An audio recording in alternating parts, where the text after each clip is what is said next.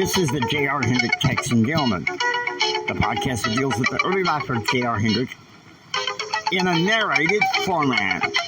So let's join in on the journey. Welcome to the podcast, everybody, where today we go from the waste management regarding the Memorial Day War Words, to an administrative meeting, to a political rally, to a tornado. How much more? This episode is called, Can Good Friends Rescue from a Twisted... No. This actually is called, Can There Be a Safe Haven from Self-Destruction? Okay? I want you to notice some of the behavior here. Okay, so we cut to the ranch. It's like 9 o'clock. And Kristen's in her bedroom. And, she's on the phone talking to her boyfriend, David. I just can't believe it. Being the bigger man. Challenges. And the little dork just walks away, Kristen said. Stop treating JR like he's some bad dog. I met your two brothers. And compared to Kyle, JR is some lost loyal puppy dog that seems to be all right. You said Kyle used to be going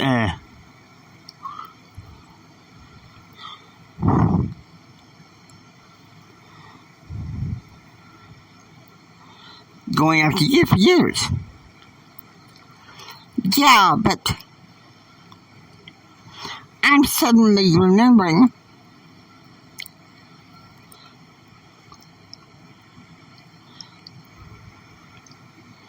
how the way dark it was. So hard.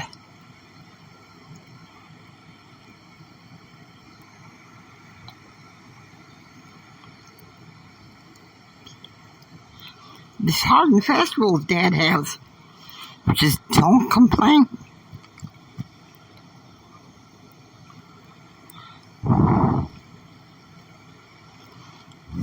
If you go complain, you get nothing. Not even in sympathy. Winners win and losers lose. That's what Daddy says. Okay. Christine. We got a huge problem with you, girl. We ain't got no choice. We gotta give you the bell. Yeah, go get schooled because your teenage rebellious mouth is getting to it, and I gotta be honest with you. In some ways, it's a prelude to the next season, which will be season 6 in the fall. This is going to be a sign of things to come. Okay. So we skip the next day. On the 29th, 1 p.m. Eastern, in Washington, D.C., Jim is at the EAA meeting handling some administrative housekeeping details. Okay, so it's 3 p.m. Central. And JR and Brad are sitting there in the den watching Starflight 1, The Unseen Voyage. This movie should be over in an hour. And then I'll take you to the church, Brad said. How's Karen? JR said. Still dieting. Going to church with Donald tonight. But her weight loss concerns me. And Gerald's like, leave it be. Okay, so now it's 5 p.m. Eastern. Jim is working with his dream team about his press appearances tomorrow and the upcoming rally in Flagstaff, Arizona. Okay, 7 p.m. Eastern. Jim is having dinner with his dream team. Now, it's 7 p.m., okay, that's Eastern, 7 p.m. Central. JR goes to pray at St. Anthony's Assemblies of Christ Church. He promises Brad in a couple of weeks that he would sit through his choir practice. Okay, so now it's 9 p.m. At 14 Heritage Gate. Jim sits down to talk to Gordon Deckard. Apparently, Barbara, his wife, has seen in the society page that Phil later was sending his wife away on a cruise to Greece as he flies to New York to be with his father, to sell his father's home and be with his father. Jim also heard from one of the contacts at SBA that Phil got into a heated debate with a classmate of Jim's from Odessa High School who also went to SMU around the same time, a guy by the name of Torrance. Jim curses, telling Gordon that he's getting tired of the political swirl going on in D.C. and can't wait to go to Flagstaff Friday. Alright, now, 9 p.m. Central. JR returns to the ranch. Christine was staying the night with Jennifer, with friends, rather. He found out that home group Bible study for tomorrow night was canceled. What with Brad, Karen, and Dr. Michelle going to Oklahoma City, and Jim gone. But Ken McDonald says that he and Larry Spalding and Elizabeth Marie would take a fishing. Okay, so now it's 6:30 a.m. While having cinnamon rolls on the boat, everyone is fishing. JR and Elizabeth Marie caught 3 crappie. Kevin caught nothing. They stayed in the water until 10 a.m. after finishing listening to Carmen Lupicella. Alright. 10 a.m. Aided by Tim Reiner and John Sestina, Jim holds the first press conference in the lounge. One of his very first as administrator of the Entrepreneurial Affairs Agency. Jim sees himself as a business czar in his own right. He wields his press sword once again, to criticize the Clintons. To criticize Clinton. 1 p.m. Eastern. Jim is in his home office strategizing. Okay, and he's talking to Avery Covington and John Sistina. And John's like, if I were you, I wouldn't go to too many society dinners with a magnate of Left's magazine. People will start telling stories and say you support Dole. And, Avery says that. I think Avery is baiting Jim at this point. And Jim says, you know me better than that. He says, you know what, without Betsy, I'm on for company. I think that Dole is weak. But I can't sit around here all the time without Betsy. I will not lose my charm and edge. I won't be like my farm daddy, who was a coward. I gotta be moving, doing something. And Sistina's like, how about there's Catherine there, and Jim's like, and Jim's like, you think I can stand her?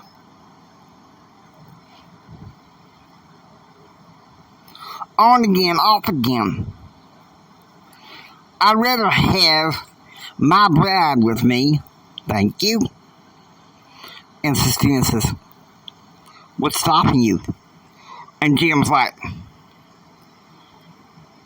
her precious ranch. Okay. Jim.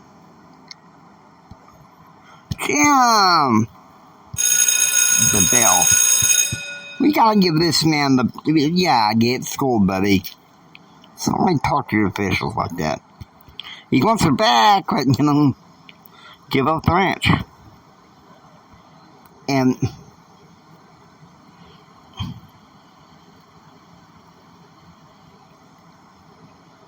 Jared, 6 months later, with all his power gone, Daddy began to regret what he said, realizing how much he was longing for the place.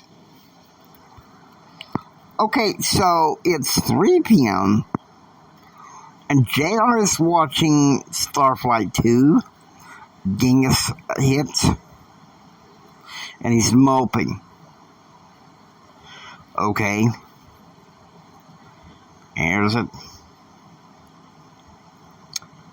There's a tear in my bear, 'cause I'm longing for my dear. You are on my lonely mind. So Kevin is going to get more clothes for his internship, and Elizabeth Marie was out with Miriam. So the film would last for 2 hours. Now, 3:30 p.m. All right. Let me see if I can get my old phone, my main phone here, because we got, I didn't realize this, we got an audio recording. Here's what's going on. We cut to the Oval Office, and President Clinton had just had a press conference. And who should they there to meet him but James Carville? I'm going to find the and play this for you. Because you're not going to believe this. This is...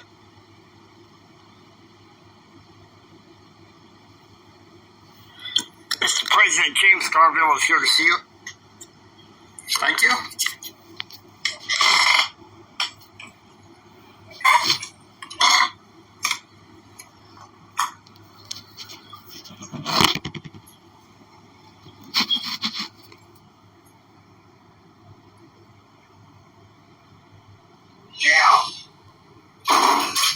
Good to see you. Good to see you too. What brings you here, old bro? No, you ain't so happy. What's wrong? This thing. You, Hendrick. It's a damn mess. You heard his press conference? What? Saying you need to come clean regarding backwater. What the hell's going on, Jim? One of my appointees said that Hendrick was nothing but this little bitty farm boy in Montana all his life. And that because his father served in 2 wars, he had an estranged relationship with his father, and therefore an estranged relationship with his brother.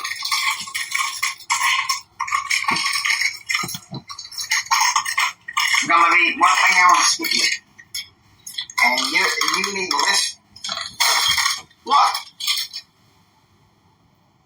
I got some wine. Good. But you're gonna listen. Wine or not, you're going to have to rein in that certain confidential source. And we toast to the demise of Hendrick. Cheers.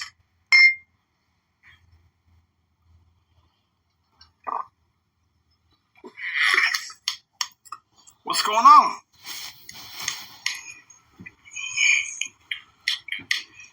He's all over the place, saying you should come clean.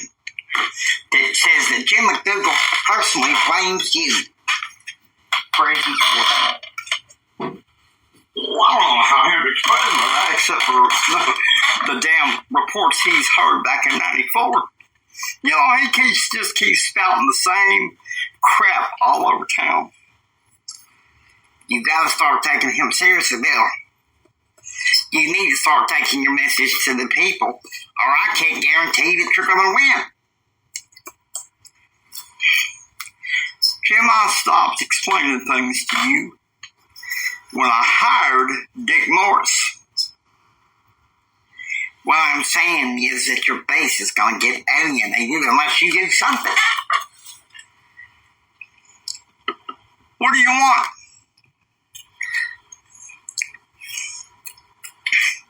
You're going to have to do this before the election. Flush the turd overboard. Tell him goodbye. Just give me a little bit more time. You know, a few more months. You'll be gone. I promise you that. Damn, you better. Or you ain't going to have much power. Whatever, Jim. That's pretty interesting. An old advisor of his from '92 comes to see him to pick at him and debate him.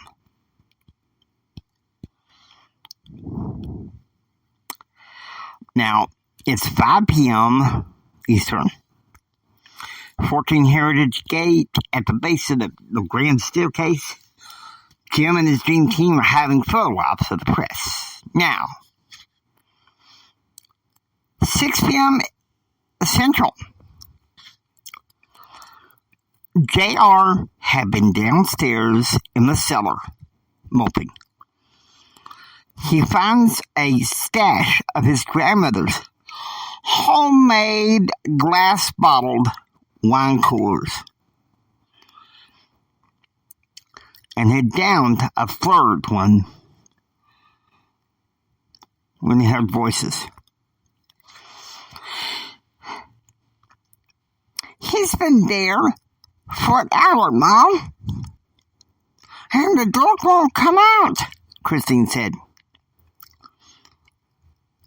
Tap on the door and tell him he's wanted on the phone, Betsy said. So Christine has a hard rap on the cell door. JR! Kristen's on the phone. Okay, so he rushes upstairs like I got a big old Cheshire grin on his face. And, JR answers the phone. Kristen. Hello, darling. And Kristen's like, you know, Delaney's sponsor, Mama Cox? Well, she and your friend, Larry Spalding, are getting married Saturday. On the 7th, we'll pick you up in the morning. There's an Amistar function in Waco. You tell your sponsors, I'll buy our tickets and pay for our hotel. And Kristen's like, oh, that is very sweet of you, JR.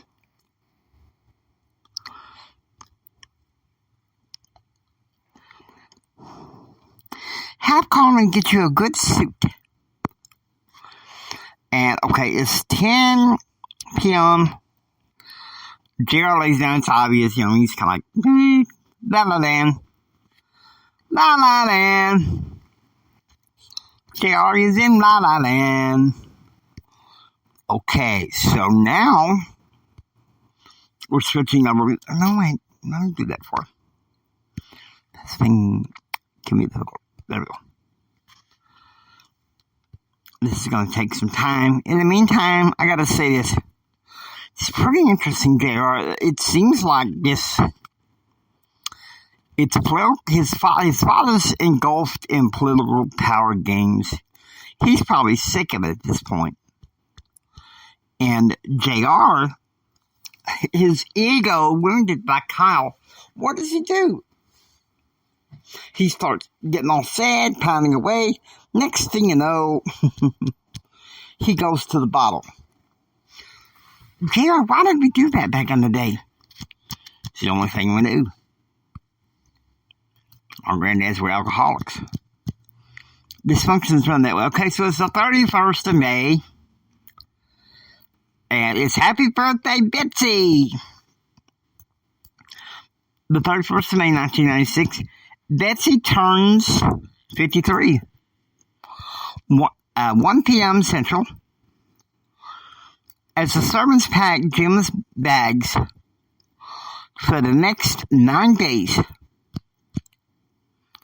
Jim orders delivered to a chateau cottage that Ryan Hendrick, his father, had willed Jim in Flagstaff, along with a 15-carat pendant and a birthday pineapple upside-down cake with white cream frosting.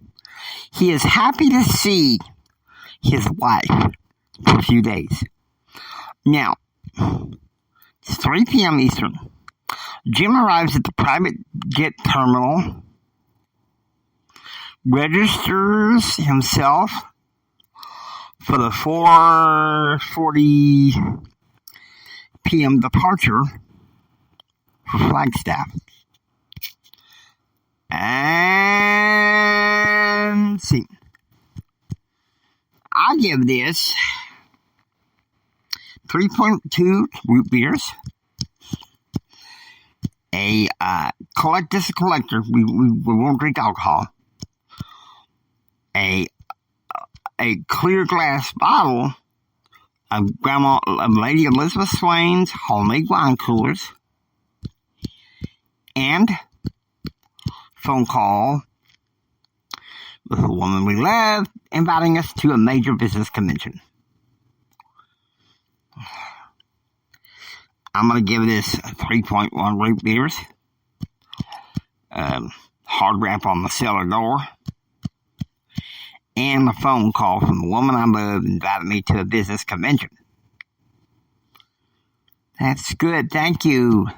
Sorry this short, I hope you enjoyed watching. If you'd like to hear, please subscribe and become a part of the adventure.